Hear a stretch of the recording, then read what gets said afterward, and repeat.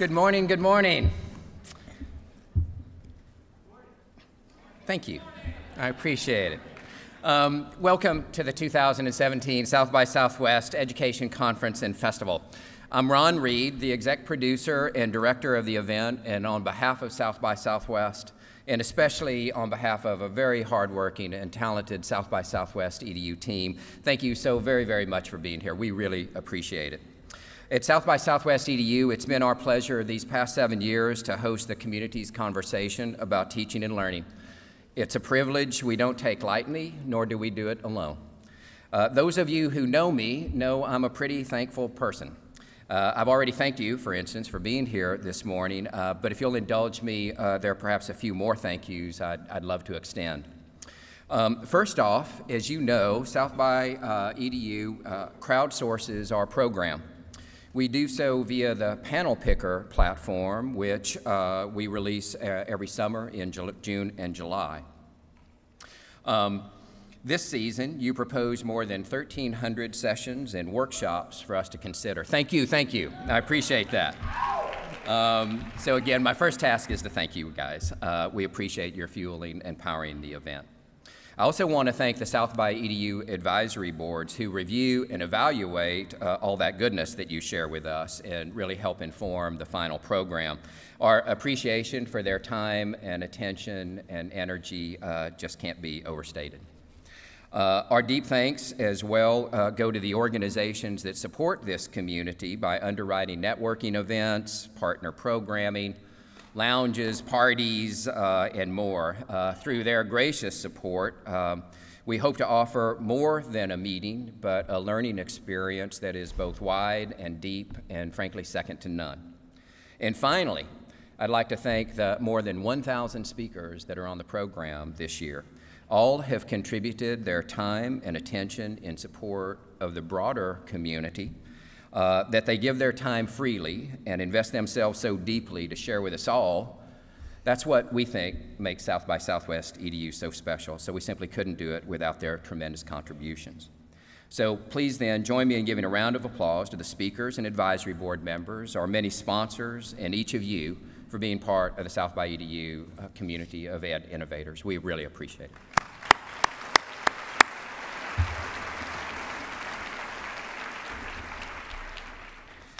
We look forward to the days to come and as always have a few simple objectives for you. Connect, discover, impact. We encourage you to learn a lot, to expand your personal network, and to have a ton of fun while you're doing it. Yes!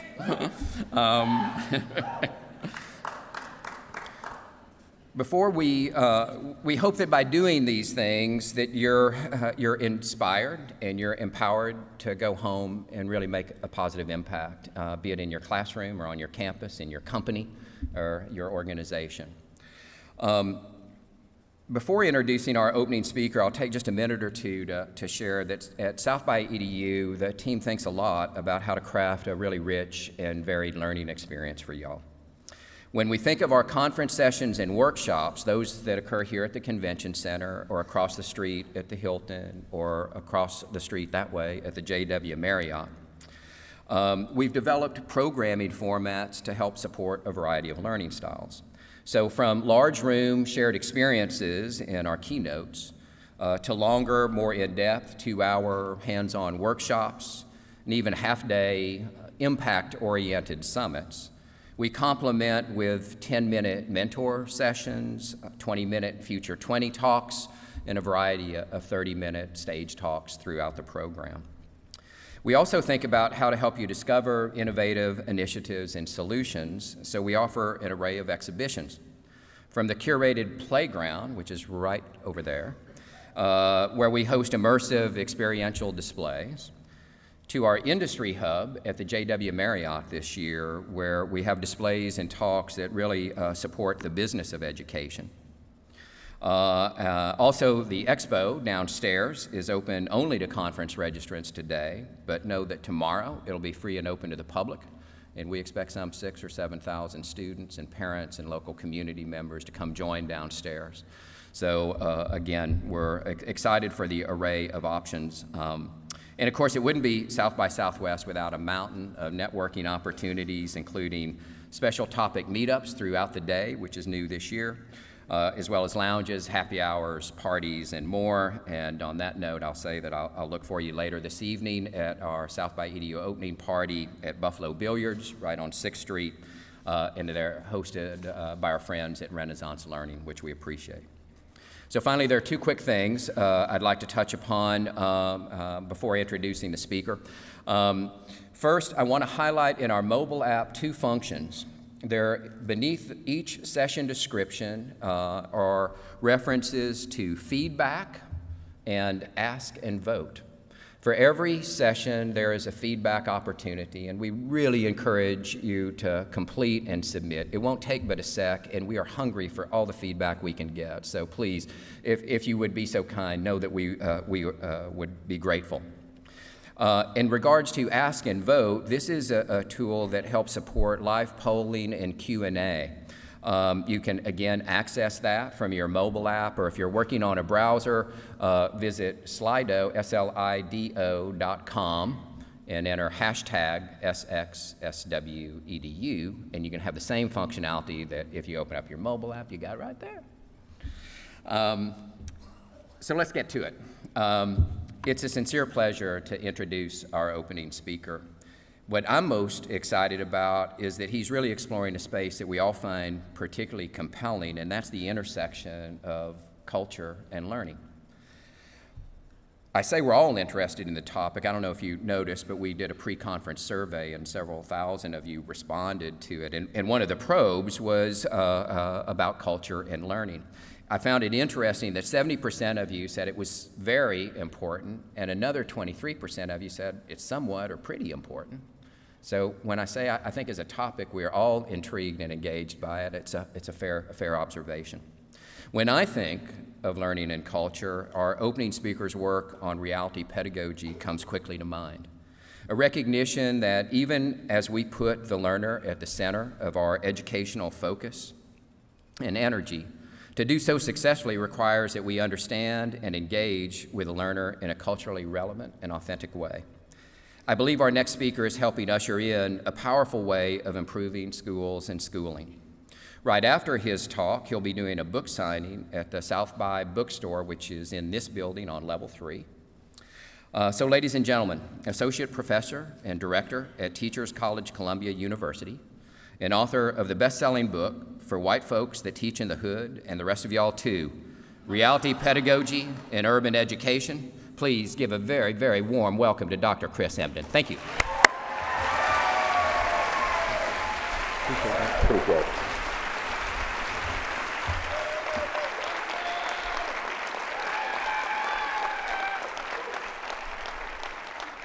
Good morning, everybody. Good morning. Y'all energy is not lit enough. I'll explain what that means later. Good morning, everybody. So, you guys should know that we have the responsibility of really sort of like determining what kind of energy the rest of this conference is going to have. And so we have to ensure that we bring a certain type of fervor and passion and power to what we bring forth for the rest of this time here. So I'll try that one more time. Invoke my, my Pentecostal pedagogy and black preacher and say one more time, good morning, everybody. Now that's what I'm talking about. All right, so I don't have much time. I got a lot of things to share. But I want to begin with a sort of precursor to my talk that is important for us to sort of like carve out and hash out. And we always have to hash these things out whenever we're having a conversation with folks who are invested in education from different perspectives. To me, being at South by Southwest EDU 5 years ago and then being here today really like speaks a lot to the fact that the general public is so much more engaged in discourse around education than ever before. It is rare that an organization that has intentions or has sort of an origin that's much separated from education has carved out this space and then grown so exponentially. And whenever that happens, you have to understand that you're bringing folks into the fold and into the field that may not necessarily align to the core tenets of those who've been doing this education work for real, for real. And so before we get into the work, I want to make distinctions between the three audiences that we're going to have here today and speak to each of them. So first, I want to speak to our friends, my friends. And my friends are those folks who understand the idea that education is essentially the civil rights issue of our time, that we cannot have conversations about education without talking about equity and diversity, that we can't really call ourselves educators without understanding that our work is not just about teaching, but it's about understanding the social, emotional dynamics of teaching and learning, the culture of young people, psychology, sociology, all melded together in this perfect gumbo that happens when you get into the classroom. So I want to first of all talk to my friends who understand that. And y'all, not everybody in this room understands that. And then secondly, I want to talk to the enemies. And we got to be clear that we have some folks in the building who are enemies. And not enemies because they're inherently bad people, but they're enemies because they come to this conversation at South by Southwest EDU because it's a time for them to be able to pitch their new product or make social connections with folks in certain spaces or talk about their new tech initiative or tech company they're trying to build up or pitch stuff to schools and curriculum. And I'm just saying to you that if that's your sole intention of coming to a gathering of educators, in many ways I'm going to have to position you early on as not being exactly where I'm at. So you're sort of the enemy. And then lastly, and perhaps most significantly, I want to talk to the frenemies. And under the frenemies, there are certain distinctions that have to be made there as well. See, there are frenemies who know they're enemies, but come off as friends. And these are the folks who understand all the language. They will cite you some Dewey, cite you some B.A.T.T.L.E.S, might throw in a little Piaget for measure shit. They might just bring in a little Paulo Freire, and you're like, ooh, they really about that life. And these folks, when they come through with that kind of representation, you're like, yes, I'm with you, but they have ulterior motives. They're really more the enemies, but understand the discourse of the friends, so they position themselves as frenemies. So we got to watch out for them cats, but they're here. And then there's the other layer of the frenemies, and these are the folks I want to talk to in particular today, right? Which are the folks who actually come to this work with amazing intentions, who really believe in what we said the friends believe in. But by virtue of being a part of systems and institutions and structures that do not value certain populations, they end up being enemies despite the fact that their intentions are good. And today what I want to talk about is how do we engage in a conversion of the frenemies to join the friends, to disperse the enemies from amongst our fold, and reimagine new possibilities for education. And now I can get into my talk. So the title of the talk is, We Got It From Here, Thank You for Your Service. And before I really describe to you why I chose this topic, I have an image under there of the Dinka tribe. And the Dinka tribe is a tribe in Sudan that has a very storied and powerful origin and beginning. Early on in their history, the Dinka actually suffered from an outbreak of sorts of tetanus. And the tetanus caused the young folks to have lockjaw. And what the lockjaw did is it literally slammed the jaws shut. And because the jaws were slammed shut, it was impossible for those young people to get the food and the nutrients that they needed to be able to grow. Who's following me? Okay? And so the tribe had food available, but they couldn't feed their children. So they said, we've got to do something about this. So the only thing they could think about to do something about this, so they said, you know what we're going to do? We're going to have to literally extract out, pull out the teeth of the young people once their teeth are formed. And they would invoke this violence on the young people, ripping out the teeth. But they ripped out the teeth because if they could rip out the teeth from the young people, then you can parse open their lips just a little bit and give them the food that they needed, and they can ingest the food and then be able to survive this outbreak. You guys are following me? So it was necessary for them to be able to do this violent practice on the young people for the sake of ensuring that they got the food that they needed, the nutrients that they needed. And this goes on for generation after generation. And the young folks then learn how to eat, and they can soak in the nutrients that they need. And after a while, what happens is they become strong enough and they overcome this lockjaw. And no longer was a condition that affected their ability to be able to ingest food. However, because it had become ritualized practice to extract out the teeth of the young people from when they were young, even though there was no longer a need to do it because they can open their mouths willingly and take in the food, it had become practice to rip out the teeth. So the folks in certain tribes within the Dinka would continue to rip out the teeth of the young people, not because it was essential, but because it had become tradition.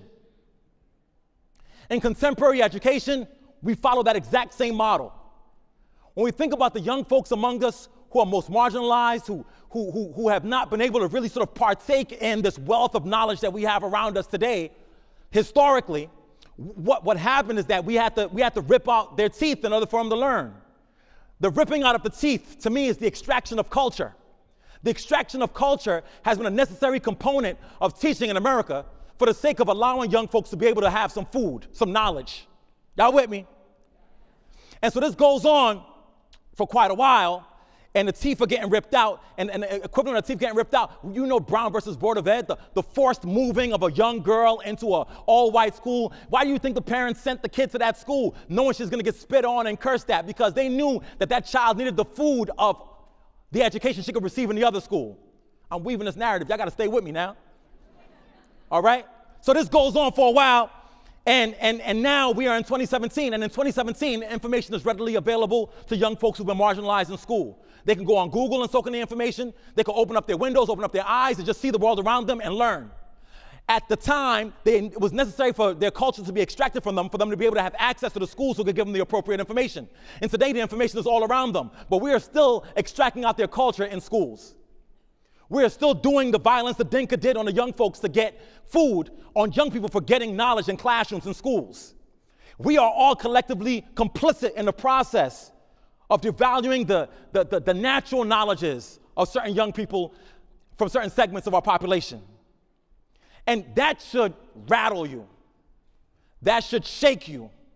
And if it doesn't, I'm worried about you. And that should lead you to the title of this talk, which is, We Got It From Here, Thank You for Your Service. Now, does anybody know A Tribe Called Quest? Rest in peace, Five Dog, Q-Tip, Jerobi. Well, a couple months ago, Tribe Called Quest released an album called We Got It From Here, Thanks for Your Service. And on that album, they tell these amazing narratives of life in urban spaces. It talks about loss, it talks about love, it talks about politics, it talks about so many amazing topics. But the title of the album was always really, really hard for interviewers to have a conversation with the artist about, because the person who had titled the album, who was Five Dog, had passed away before the album got released. So folks would interview Q-Tip and say, well, why did you guys name the album We Got It From Here, Thanks for Your Service? And he'd say, well, I don't know. Fife made it up. Right? And as I listened to the album, and I let that album sort of pour over me, and as I listened to the themes in the album, and I thought about Five Dog and his life and his history, it started to make sense. I started sort of invoking the spirit of Five Dog to say, why would he want to name this, We've Got It From Here, Thanks for Your Service? And the reason why he named it that is because there has to be a certain frustration before you get to the point where he says, no, we got it from here, thanks for your service. See, that line, like, nah, we got it, thanks for your service, is essentially saying to some people, you're fired. It's saying, you've done a lot for us up until this point, and now we realize that what you think you know how to do is not good enough for us. And I think in education, where we are right now, what I want us to proclaim as we go forth for the rest of this conference is to say to folks who are enemies that we got it from here, thanks for your service. You are no longer needed. Y'all ain't with me, but you're going to get with me.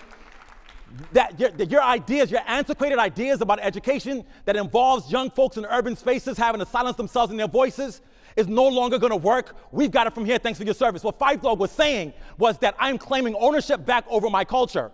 And Five Dog said that because of the ways that corporate interests had taken over hip-hop. He'd seen this glorious thing he was part of in the 90s get abused and deconstructed and then reconstructed in a way that was no connection to what it initially was. He had become what Martin Luther King had called maladjusted. He'd become maladjusted to the norms in hip-hop that made him say, we've got it from here, thanks for your service. And my argument for you today, if you're friends, is to become maladjusted, and if you're a friend of me, is to understand that you got to get maladjusted too. The nature and structure of contemporary education has forced folks to be so adjusted to norms that do violence on young people that we got to move somewhere else. If I go to a young person who's in a hip-hop cipher, who's rapping and showcasing energy and talking with sort of mutual entrainment with their peers and using metaphor and analogy and making cultural references in their rap, and they're absolutely brilliant when I see them on the street corner, and I see them in the classroom and they're falling asleep and can't wait to get out of there, something's wrong with the schooling system. And sometimes we got to say to those folks, we're done with you. We got it from here. Thanks for your service. See, when folks get maladjusted, let me describe what that means. A maladjustment is a process where you, oh, you just caught it? You just getting it? A maladjustment is a process where you go into a place and you start asking questions about why am I doing what I am doing if I know it doesn't make sense?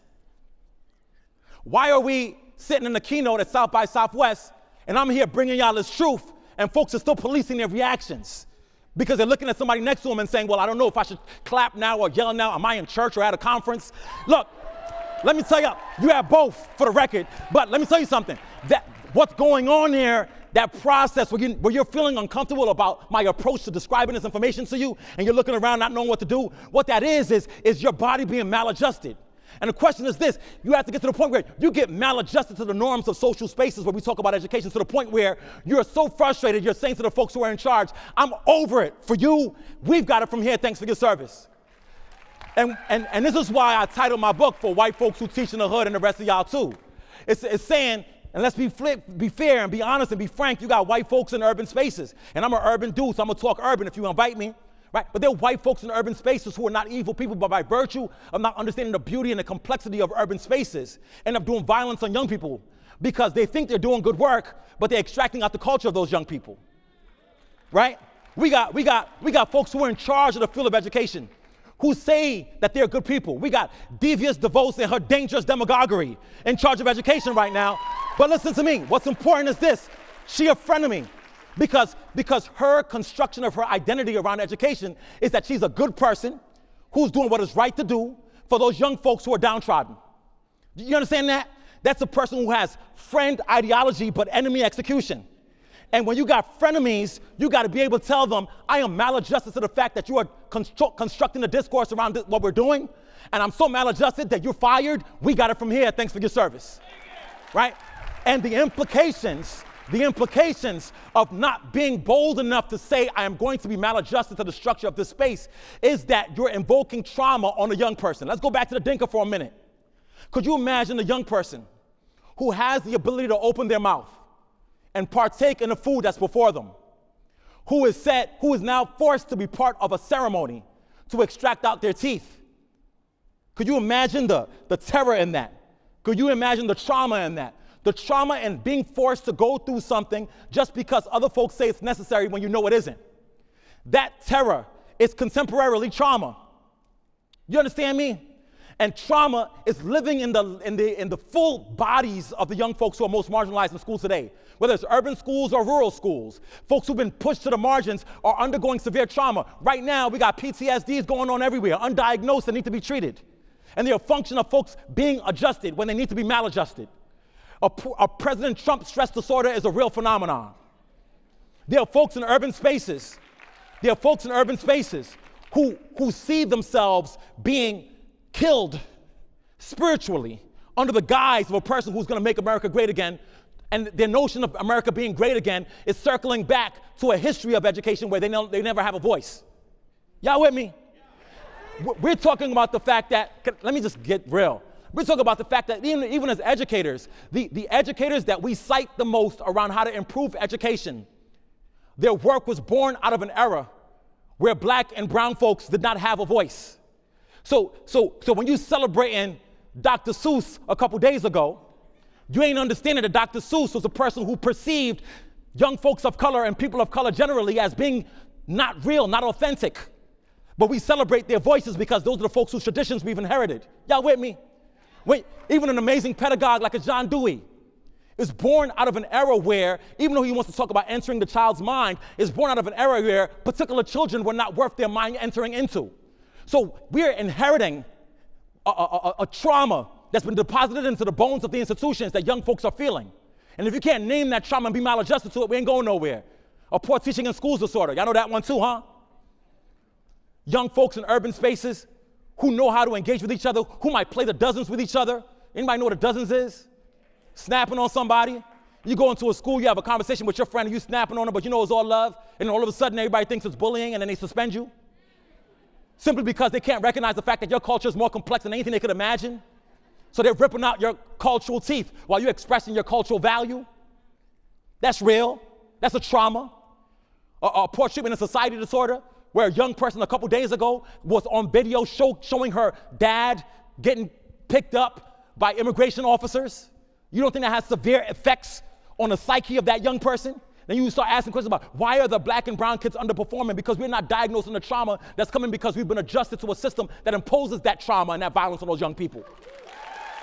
Like, that's what we want to talk about today. And then I also want to talk about a post-Trayvon stress disorder. A post-Trayvon stress disorder that talks about the fact that over the last 3 or 4 years, we've seen black bodies murdered and splattered across social media on a regular basis. And when we go into schools and classrooms, we said we have to focus on content. We can't talk about those emotions. We got to focus on the standards. We can't talk about those emotions. And young folks are carrying those things into the classroom every single day. We're ignoring them. We've become adjusted to the fact that the young folks have trauma. Y'all with me? And keep doing the same old thing, and it has direct implications on their teaching and learning. So we got to get maladjusted enough to be able to help young folks to be able to heal from the traumas imposed by those of us that's in this room. So where do we go from here? MLK asked this question, and I'm going to humbly try to offer some solutions. And I'm going to offer some solutions through Tribe Called Quest's album, We Got It From Here, Thanks for Your Service. Is that all right? Again, I'm using Tribe as my theoretical framework, right? Because no existent framework provides me with enough tools to be able to make full sense of the complexities of urbanness and black and brownness. Y'all with me? So boom. So there's a song on an album called Space Program. On a Space Program, here are a few of the lyrics. They planning for our future, none of us been involved. Then it says, rather see we in a 3x3 structure with many bars, leave us where we are so they can play amongst the stars. That right there is the perception of education by the young folks who've been marginalized in schools. Do I need to deconstruct that for you? I do. Let me do it. Schooling has been framed essentially like a contemporary space program. The most ideal schools are these schools where everything is perfect and high tech. We might have more tech folks in the room than we have educators in the room today. The more you could throw technology at the phenomena, the perception is that the better it is. And a lot of folks hide under the umbrella of tech without focusing on the core of pedagogy. Let me tell y'all something. You can be in a classroom amongst young folks who have been disenfranchised from teaching and learning. And you may think that you're going to be an equitable educator by providing them with the same resources that a more affluent school has. But if you use those resources in a school where you have not attacked solely the core of the fact that they've been maladjusted to trauma, it's not going to work. And let me tell you what folks do in 2017. When you go into a place and you try to tech away the problem, and the problem doesn't get solved, you start blaming the young people for why they couldn't come out of it with your tech tool. Well, your tech tool ain't focused on the reality of the pedagogy that's necessary for those young people to feel actualized, and so it becomes just a waste. We don't want to teach for the space program. We don't want to teach for souls. We don't want to teach to a common core. We want to teach to a recognition of the fact that we all have uncommon cores. Y'all ain't with me because I'm preaching and y'all ain't really with me. Look, we also have to fully understand the fact that when we're talking about contemporary education, the only way that we can construct new spaces to really be responsive to the ways of knowing and being of young people is to do this miraculous major thing that doesn't cost $1 million, which is engage in conversations with young people. When Tribe says they planning for our future, none of our people involved, that's a reality that's being experienced by young folks in urban spaces. That everybody's making decisions about what we need without engaging us in a conversation about it. And you cannot help somebody, because help is not a new thing. You can't gift somebody something. You could give somebody something and they don't want it. It might have value to you, it has no value to them. And so in my book I write about cogenerative dialogues. I make the argument that unless we have a concerted effort to engage in critical conversations with wide swaths of the populations who we believe are underperforming, we will not get any solutions. And that's going to require us to get rid of the hubris that comes with degrees and certifications. And shoot, let me tell you something. Don't even worry about your degrees and certifications anymore. The person in charge of education in this country ain't got the degrees you got. Why are you so concerned?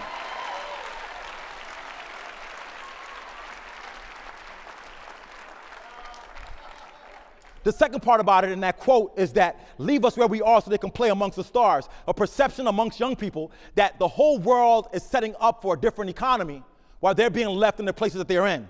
Can I talk to y'all this morning? This idea of preparing folks to move amongst the stars is a reality in a contemporary STEM-focused era where everybody want to be so STEM, nobody's doing science, technology, engineering, or mathematics.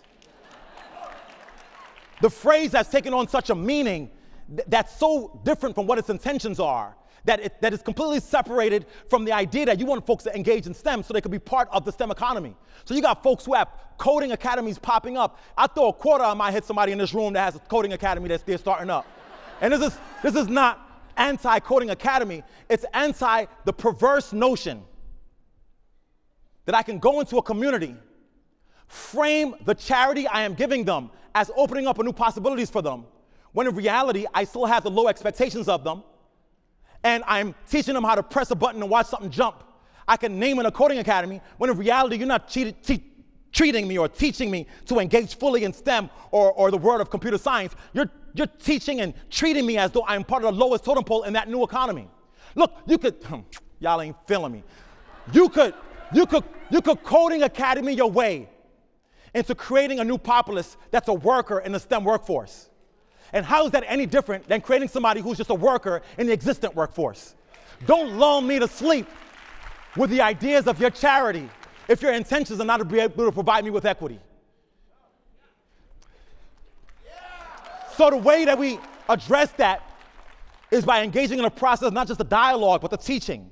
Are we as educators going to be humble enough to create spaces to allow young people to teach us what we need to do?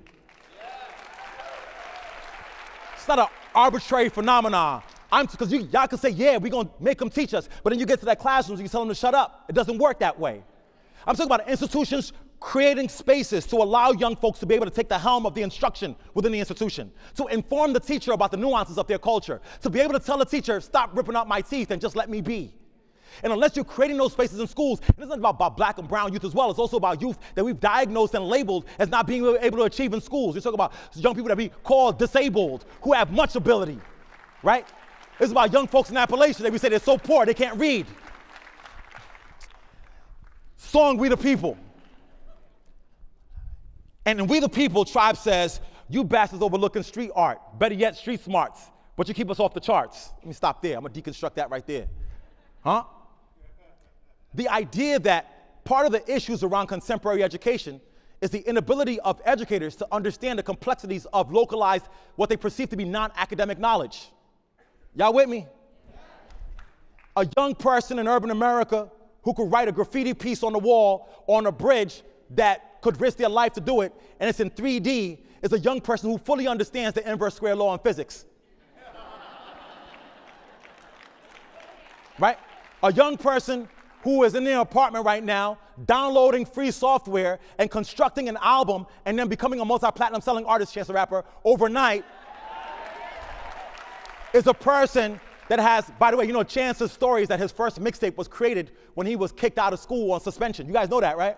I just want y'all to understand the connections here. When I can't fully express my brilliance on my own term in the academic space, and I get pushed out of that space, I go to reclaim another space to be able to express my intelligence and my brilliance. Now, the inability for schools to recognize the forms of brilliance expressed in the non-academic spaces is not a reflection of the inability of the population, it's a reflection of the inability of the school to understand the complexity of my knowledge. Look, the goal here, and I keep telling y'all this, is for us to understand that we got to get young folks to feel like they are equally as ratchet as they are academic. Some folks in here don't even know what I mean by ratchet. The understanding that, just a little hood dictionary, to be ratchet is to be, you know, in an urban space and fully exemplify all that folks think are the most negative aspects of urban culture, right? So I've been called ratchet a bunch of times, right? Because he loud and he talk a lot. Ain't he from Columbia? Why he saying ain't? You know, like those kind of questions. But I pride myself on being equally as academic. I'm an anthobiochemist by training. You ask me something about chemistry, I'll flip it on you in a heartbeat. But here, I could do it if I need to, bruh, right? You know what I mean? I could tell you, I'm a physicist, lyricist, spitting this ridiculousness to witness the ignorance I dismiss. If Newton's laws of motion, y'all ain't even ready. But here's the point. Here's the point. Here's the point. The point is, One might express a very vernacular form of discourse that is perceived as non-academic, and they're treated as though they don't have the opportunity to be able to engage academically. And the more that schools can open up and allow those vernacular forms of cultural expression to be valued in academic spaces, young folks express their brilliance in schools and then attach themselves to traditional academic knowledge. Your inability to recognize that is what leads us to what we're doing today. Y'all understand me? So the goal of school is to construct and celebrate academic identities. I just hit y'all with a jewel, you ain't even know it, right? So next, it says, so motherfuck your numbers and your statisticians, fuck y'all know about true competition. And it's important for me to say this here because the chief mechanism to be able to maintain some of the violence that's being imposed on young folks of color is people hiding behind fake numbers that have no meaning. Now, I'm a scientist by training, I love mathematics, but we've started this dangerous era in contemporary education where we pie chart, graph, chart our way into ignoring real problems. Yeah. And a lot of us are so STEM and math phobic that we allow those who are the minority in the population who say they're STEM folks to just spew these things out because you're so scared to ask questions about it. And the reason why you're so scared to ask questions about it is because you've been conditioned to believe that you're not intelligent. Just like you are imposing on young people. You know, broke people break people. Hurt people hurt people. We are educators. We never get the opportunity to be central in the discourse about education. Because there's a natural perception by folks outside of our field that we don't know what we're talking about. Or that we're just there because we had no other options. No, I'm here because I need to do what I need to do. I've been called to do what I need to do. And we gotta embrace that fact. So educators go into classrooms inheriting a perception about educators from the public writ large that you are just there because you had no other options. So when you go into the classrooms and you have not troubled the fact that people see you as less than, the first thing that people do when they have power is replicate oppression. So you start treating your young students as though they are less than, and then the cycle continues. See, trauma is generational. The newfound research in epigenetics tells us that what we thought was just social phenomena are deeply deposited into our DNA. And if you've not healed first from your culture being enacted or extracted, you're going to do the same processes with young folks of color. That's why the book is called For White Folks Teaching the Hood and the Rest of Y'all Too. Because we oftentimes think that folks of color are naturally going to be the most effective educators with young folks of color. And let me tell y'all something. We got a lot of black and brown folks walking around with white supremacist ideologies invoking violence on young people. And unless you get a chance to heal from that fact, we can't get nowhere. This is why you got folks opening up schools in urban spaces, right? And they frame it as if it's a choice or an option. I'm giving you an option for a better school, but it's not ever a true option because you put black bodies in charge to be the face of an oppressive pedagogy that simply just doubles down on what we know hasn't been working in the existing school. I told South by Southwest if they want me to come, I'm gonna tell the truth.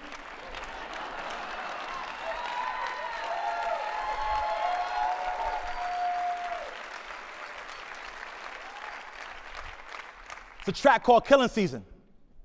And on Killing Season, B.A.T.L.E.S says, it's war and we fighting for inches and millimeters. They try to stall the progress by killing off all the leaders. And the last line says, if we don't give the martyrs no more, they can't defeat us. And the goal here is this idea of cosmopolitanism. In education, we've been so enamored by the one charismatic leader that will guide us all towards the promised land, how to improve education. And once that happens, folks get easily swayed to do the work of the people initially and then stop doing so. But the thing is, we got to understand that if you identify this person who's going to be the hero and the leader, they'll get martyred and then everybody else loses. Listen, Chris Emdin don't want to be nobody's hero. I don't want to be anybody's leader. I want to be part of a consortium of folks who are going to work with me as friends, as comrades, to be able to push back against the existing system. And that's why we have HipHopEd. Any HipHopEd folks in the building? Make some noise, HipHopEd. Hashtag HipHopEd. Every Tuesday night on Twitter. 9 p.m. to 10 p.m. Eastern. Where we have a critical mass of educators who believe in the power and potential of youth culture, that is hip-hop culture, and find ways to be able to connect that to education, where there's no leader of that consortium. There's a critical mass of folks who are saying, we're not going to rip out the culture of young people anymore. And unless we start creating consortiums and groups and collaboratives and connections with folks who are frenemies that we convert to become friends. Am I converting some of y'all today? I hope so. If we can't do that conversion work to make folks be able to get the stuff done, they're going to keep killing the leaders and make them martyrs. And then we'll all collectively lose. Move on. Ego. This track called Ego, it's a fascinating joint, man. It says, came up with an idea and no one seems to get it. Then every time you mention it, they say like you're two-headed. But one day in your cubicle, your idea really comes to view. Your boss is waking by. He says it too, and he takes it from you. Now read that. This is fire.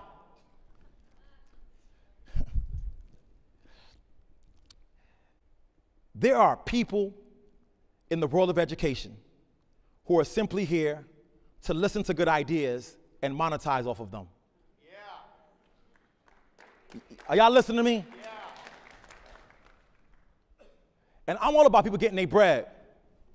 But you can't take and not give back. Yeah. You understand what I'm saying?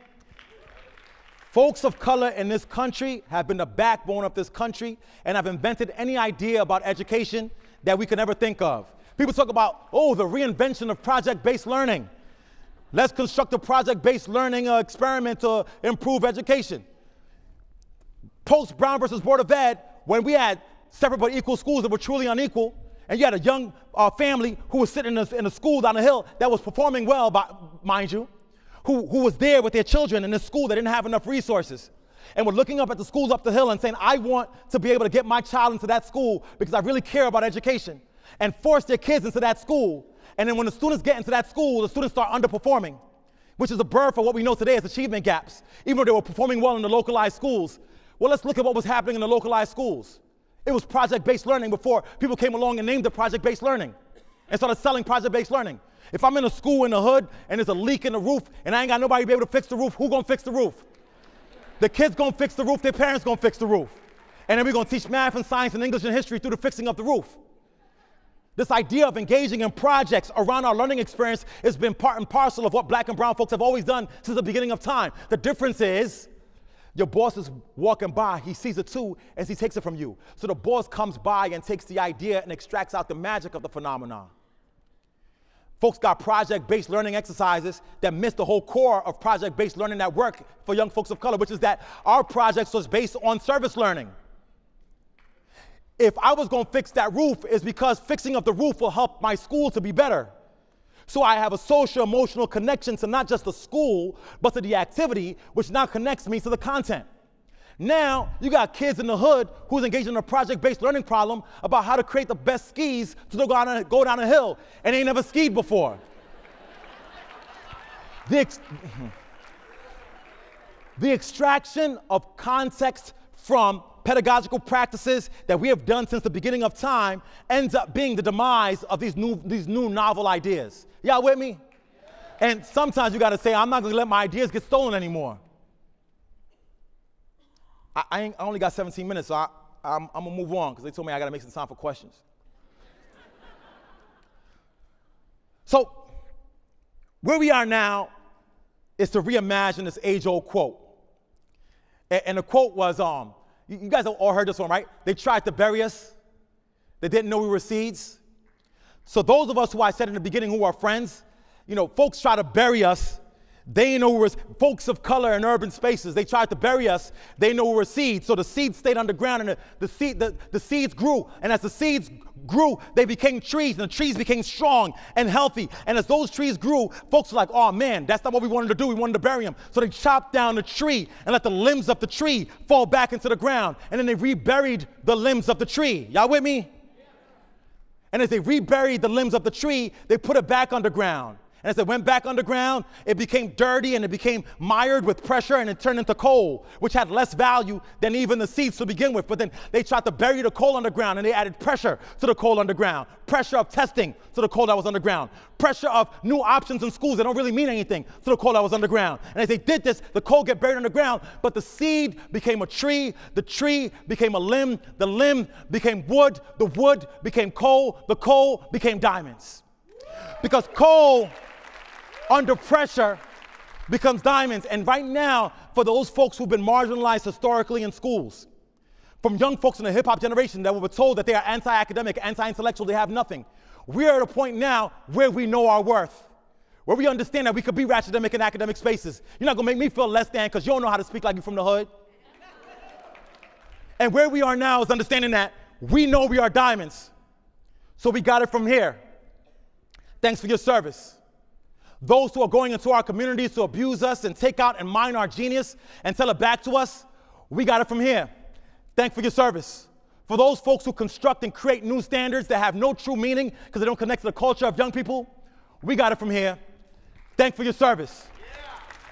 For folks who create these pop-up schools that only does violence on young people and fudge numbers so they can continue their existence while they demonize the public schools who they can invest in to do the work for young people. We got it from here.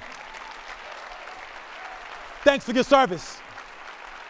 For the frenemies amongst us to have more investment in making a 2-year commitment to our urban schools so they could go on and further their career, because we're only a rest stop on the path towards your true life. We got it from here. Thanks for your service.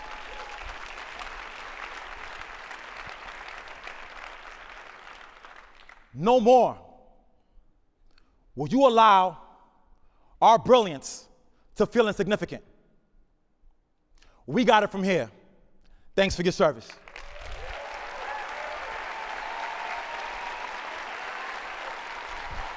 Thank you.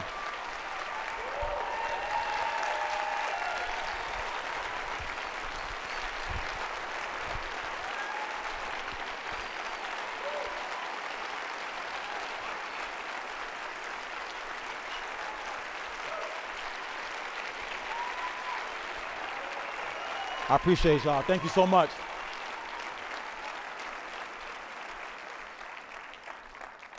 So I promised I was gonna leave 15 minutes for questions.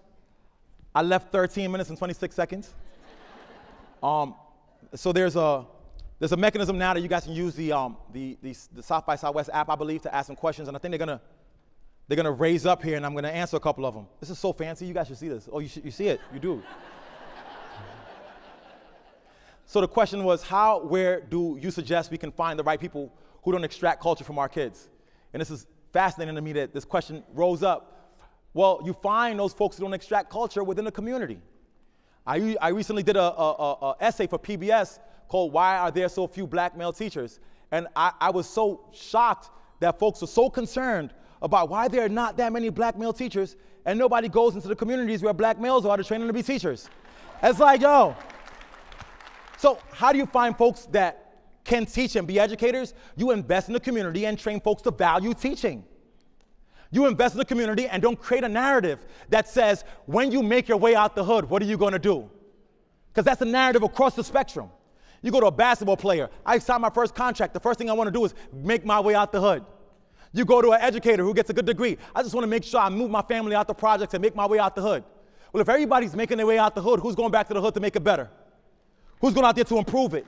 Who's investing in the community? So if you want to know who is going to go back and affect things, it's going to be folks understanding that you have to marry yourself back to the community that you've been taught to demonize and reinvesting in them. And that's the path forward. Somebody asked, I don't like responding to anonymous questions, you know what I mean? But I'm going to do it anyway. Chris, how do we reach the enemies and frenemies? I think sometimes you got to do two things. One, that's what I try to do today. I just try to convert folks. When I talk about this idea of Pentecostal pedagogy, it's a real thing. There's a chapter on it in the book. Sometimes you got to be able to strike at the heart and the soul and the spirit of folks. Some folks are doing work that they know is not right to do, but in the interest of money and the interest of survival will follow suit. And sometimes you got to remind people of why it is they got into this work to begin with. And it's okay for us to be able to tell those true stories about our core identities that got us to this work. Then also, you got to also at some point shame people. Y'all understand what I mean by that? Look, if folks who do good work are silent, then folks who don't do good work will just feel free like they can do whatever they want. If folks who do good work are saying, this is what I'm doing, this is how it's working, and I'm going to champion that, and I'm not going to be quiet about it, I'm going to be loud about it, I'm going to be unapologetic about it because it's all about the kids first. When you do that work and you bring that passion to it, folks who are not really about that life get ashamed. You ever hear somebody say, tell the truth and let the devil be ashamed?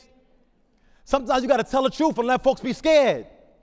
And so sometimes that honesty about our work is the easiest way forward. Friend of me here used to work at No Excuses School. When parents tell me they love the school because it's hard and preps their kid for college, what do I say? Listen, this is the hard one. And this is the part that's the most heartbreaking for me, is that folks will demonize an existing school that has problems, construct an alternative that has more problems, and make it look real good. And folks are so thirsty for growth that if they see a uniform and a clean building, they're running towards it.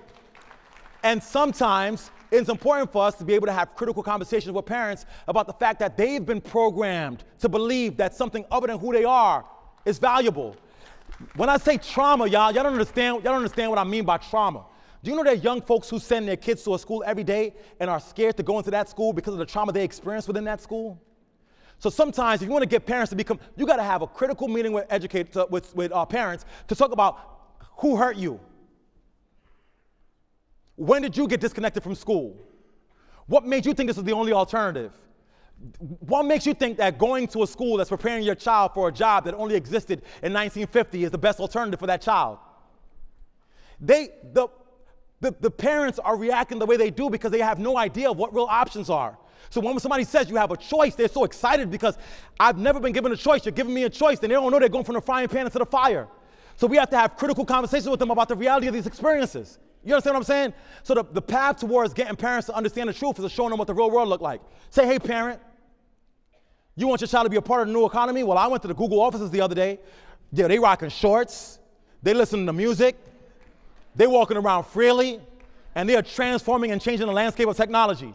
But you want to send your kid to a school that makes them be so buttoned up and makes them just sit in there roll attentively? Well, guess what you're doing? You're not preparing them to go on to be successful in the real world because they have no idea what the real world is. We got to stand in the gap. We got to stand in the gap and introduce them to what the real world is and what it looks like. People ask me all the time, yo, Chris, why is it that you so ratchetdemic? I get asked that all the time. And I say to folks, it's not because I could not adopt the knowledge and the language and the discourse of power. I got enough degrees that taught me how to do that. I could stand behind a podium the whole entire time, put my hands in my pocket, and give you a bunch of citations. That's easy. The hard part is being yourself. And there's some of us in this room right now who have learned not to be ourselves. Can I talk to y'all for a minute? There are people in this room right now who understand the language and the discourse of young folks. They listen to hip-hop music and blast it every single time that they're walking around to the school and then shut it off a block away from the building because they want folks to think that they ratchet. Right? There are folks who are policing their own self-expressions on a regular basis. And the thing is this, there's such psychological damage that you're doing on yourself by not being yourself. So you're doing damage to you, number one. But then when you go to the school and you're modeling that to young people, you're transferring that violence on them. It is possible, extremely possible, to listen to hip-hop music and have a PhD. Tell young people that. It's completely possible to be able to speak loud and have voice intonations that may not be appropriate in certain academic spaces, and to be able to be the person who's the smartest person in the room. The minute that we start teaching young people that you have to choose to either not be yourself or be something other than you is when we get to our collective demise. And right now, we got it from here. Thanks for your service. We could be us. We okay with that. Someone asked, how can we begin the conversation in a primarily white teaching community so that those humble, valued spaces can be adopted? Look, when people ask me, my OG, Gloria Ladson Billings, anybody know who Gloria Ladson Billings is? That's my academic mama. I love her so much. And she oftentimes gets this question. They say, well, because she's now focused on hip-hop and hip-hop culture and hip-hop education work. See, it's so funny. A lot of y'all are really about that culturally relevant pedagogy life once it got adopted into what was going on in your graduate education program. But you're not really about culturally relevant pedagogy life, because culturally relevant pedagogy means that you're consistently responsive to the ever-shifting expressions of culture. So you understand it intellectually, but you don't understand it in practice. See, the OG who championed the phrase culturally relevant pedagogy understands that the culture of young people is hip-hop, so she got to go to hip-hop. Y'all like, well, I'm a culturally relevant pedagogue, but that hip-hop, it's problematic. You see what I'm saying? So the way you talk to folks in these spaces about how to engage in this work is to say, listen, if young folks in schools say, I don't want to learn Shakespeare, if Shakespeare is the conduit through which you introduce them to more literature, what do? Stop teaching Shakespeare? You teach it anyway. They say, I don't like hip-hop, it's misogynistic and it's violent. You say, you know what? Hip-hop has been the best vehicle for me to be able to teach about misogyny. Y'all ain't ready. That young folks who are expressing misogynistic behavior that is problematic, once I bring that hip-hop text to the classroom, they're first of all shocked that I brought it in. Then I have to ask them the honest truth. This is what the music is saying. This is what you're ingesting on a regular basis. Do you fully agree with that text? And then they start saying, well, not really. Because some corporate entity decided that was going to be what they were going to sell back to the young folks. But if you give them the opportunity to be able to deconstruct that fully, they start realizing that's for them. Well, the same thing with white folks in predominantly white spaces. Introduce them to the complexity and the beauty of hip-hop and hip-hop culture. Introduce them to lyrics that might be more transformative. Utilize it as a tool to be able to engage them for. Look, the issue is this, you just can't be scared. Don't be scared. We can't get nowhere if you're scared. One of the chapters in my book, it says, is courage. Sometimes you guys get to the point where we have courage about what we know is right to do. You think it's appropriate and normal for me to come in here and give this talk to you this way, the way I gave it? Am I not going to feel some repercussions? You better believe I will. When I wrote for White Folks Teaching the Hood and the rest of y'all too, I got email from folks telling me I was racist. I got this email from this lady once. It was 8+ pages, not 18, 8 pages. I printed out the email. It was literally 8 pages. You are a racist. How could you say white folks? You use the word hood and all this stuff. And then the last paragraph of the book said, and when I finally read the book, because you say white folks and folks say racist, and sometimes you got to have the courage for us to have these conversations openly. I'm like, yo, white folks, go home and look in the mirror. I ain't make that up. Are you white? Okay, there's some things you need to do to work in urban spaces. You see what I'm saying?